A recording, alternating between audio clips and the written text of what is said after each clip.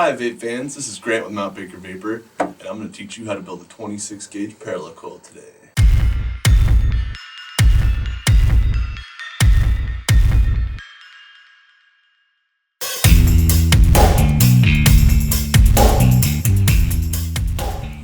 Alright, so some of the things you're going to need, screwdrivers, mini screwdriver, preferably a 5/64, because that's what we're going to be building on today. Make sure that you get, a Phillips or flathead or whatever your RDA is going to take, okay? We're also going to be using some Kanthal 26 gauge here, as well as a pair of precision pliers, precision snips, some wicking material, good old-fashioned drill, and your juice. So the first thing that you're going to want to do is straighten your Kanthal. So the key to a good parallel coil is going to be nice, straight wire.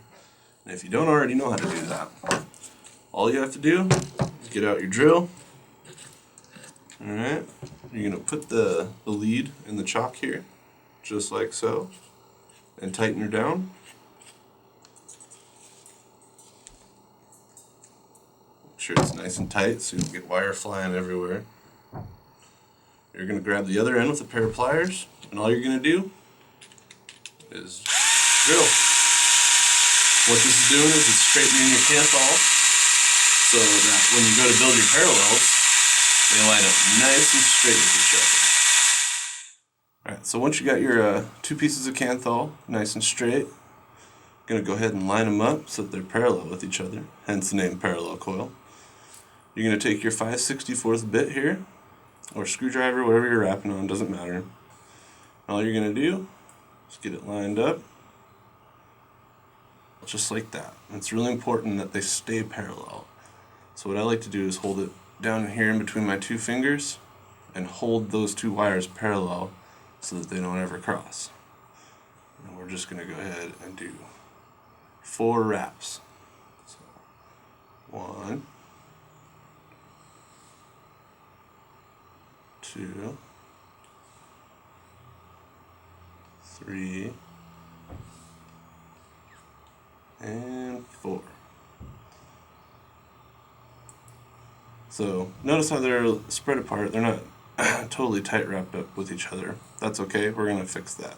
As long as none of those wires are overlapping, we're good. So once that point's done, we're going to go ahead and take the top cap off of our RDA. In this case, I'm using a still air. Get it lined up. So there we are.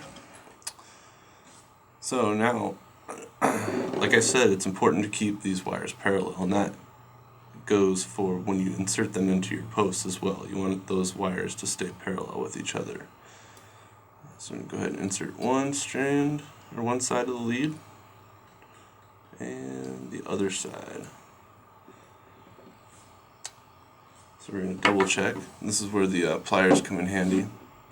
We're going to double check and make sure that these wires are parallel and not crossing each other. I don't know if you can see down in there, but they are parallel. So we are good to go.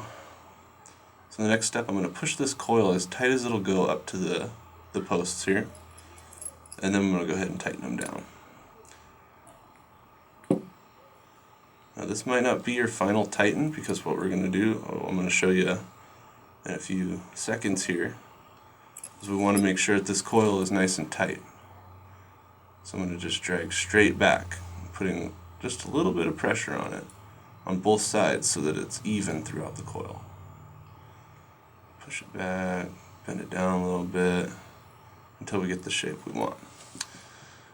So one thing to remember with these coils is sometimes the coils will separate from each other because you do have 2 strands of wires in here. So what you'll want to do first is cut your leads after you've tightened the coil. So we'll get back there and snip our leads off. And then as soon as we pull this screwdriver out of here, we want to be ready with our pliers to pinch that down. And that will prevent those leads from, the coils from coming apart from each other. So I'm going to pull this down, immediately give it a fire. We're just going to gently pinch it together. We don't want to pinch too much, otherwise we'll get our coils overlapping, and that won't be good either. So, as you can see, we're firing pretty nicely there, going from the inside out. That's what we like to see. Alright. So the next step, obviously, is going to be wicking. I like this material here. This is called rayon, and it's a cellulose fiber, so no acrolein or any of that in your vape. Alright, so now that we have our wick, we're going to go ahead and roll it up a little bit and just kind of form it. We don't want it to be tight, or we don't want to spin it too tightly, except for at one end. And that one end is going to give us a nice point so that it's easy to thread through the coil. So, we have our coil, we have our wick here, and all we're going to do is just stick it right on through there. Alright. And it helps if you twist while you're pulling. That's going to be the best way to get that wicking in there. So once you got it in there, it's not too snug, not too loose. We're going to go ahead and clip the excess off, and we'll leave a little bit more on one side than you do the other.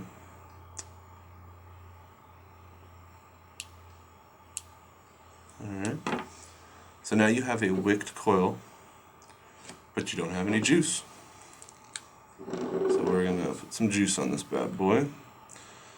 Putting juice on a dry wick when it's out like this is also going to help you get that wick into position. It's going to act like an adhesive, holding the wick in place. So once we got a little bit of juice on there, see how easy it is to get that cotton down in there. Rayon.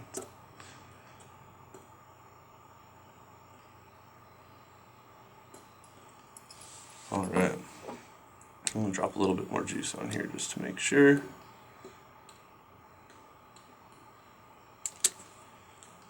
And let's see how she fires. I'd say pretty well.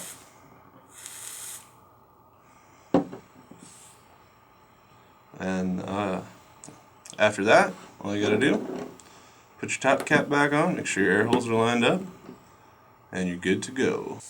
Alright, let's give her a vape.